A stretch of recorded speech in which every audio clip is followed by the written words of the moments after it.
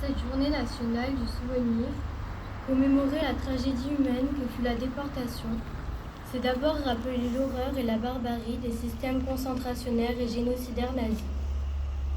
C'est se souvenir de l'extermination par le régime nazi d'une partie de l'humanité, ciblant les juifs et les tziganes de tous âges.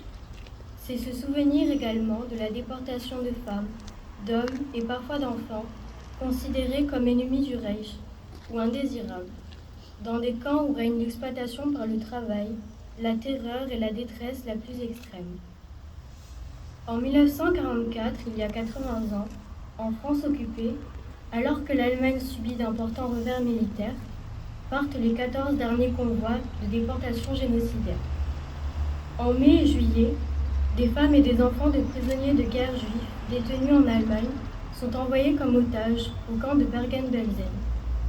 Cette année-là aussi, en France, la lutte contre la résistance et les maquis devient prioritaire pour l'ennemi.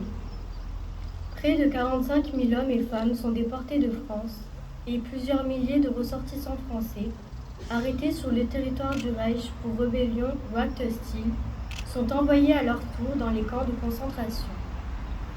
Victimes des derniers soubresauts d'un Reich à l'agonie, mais encore capables des pires atrocités, les détenus vivants et morts sont entassés dans les camps où, malgré tout, la résistance clandestine s'organise pour contrecarrer le sinistre projet nazi.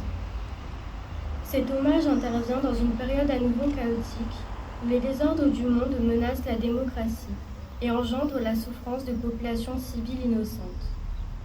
Restons mobilisés contre le fanatisme, contre la résurgence des idéologies de la haine et d'exclusion, et unissons dans un même hommage tous ces êtres humains dont les vies furent broyées en raison de leur résistance, de leurs croyances, de leurs origines ou de leur orientation sexuelle.